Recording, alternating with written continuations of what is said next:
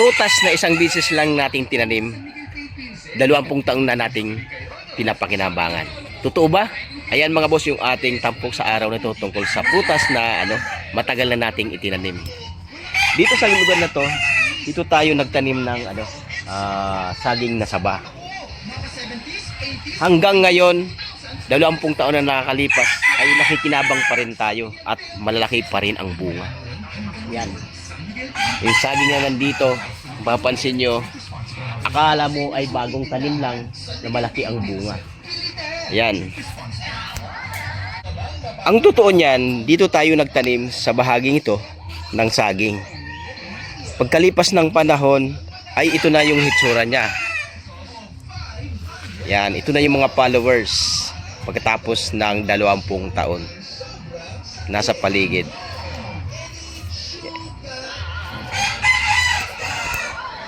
Ang sikreto na ginawa natin tungkol dito sa ating tanim ay ganito. Pag nagkakaroon ng follower yung ating tanim, ay kinokontrol natin yung mga follower. Yan o. Pinuputol natin at isa lang ang ating itinitira. Tulad ng mga sinabi ko sa mga nakaraan nating vlog, ang ginagawa natin 1:1 or 1:2. Tulad nito. Ayan, isang puno ay isa lang.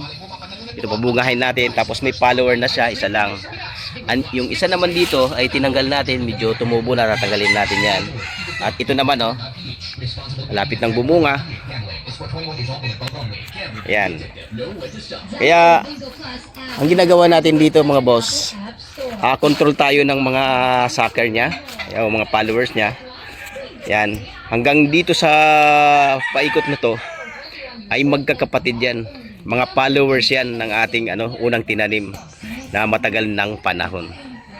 Kaya ayan, mapansin nyo, ito malaking bunga. Ayan, yung mga followers niya malalaki. Itong sikreto natin, kaya matataba yung ating mga saging dahil nagko-control tayo. Ayan Yan. Dikit-dikit itong mga boss. Yan Dikit-dikit ang mga tumutubo dito pero malalaki ang puno. Kaya ito yung naging sekreto natin sa pagtatanim ng saging. Isang bisis lang tayo nagtanim pero halos habang buhay na natin itong papakinabangan. Kapag-ani tayo. Basta't inaalagaan lang natin yung ating mga tanim. Katulad nito napakarami niya, dikit-dikit. Pero nagbibigay pa rin ng malalaking bunga dahil sa ating pag-aalaga. Pag inalagaan natin, kinokontrol natin yung mga followers. At siyempre, malinis ang paligid. Diba? Kaya maraming salamat. Hanggang dito na lang ang ating vlog. Sana ay may napulutan kayong aral tungkol dito sa pagtatanim ng prutas na isa na lang tinanim. Isang business lang natin tinanim. Halos habang buhay nating papakinabangan at pag-aanihan natin. Maraming salamat.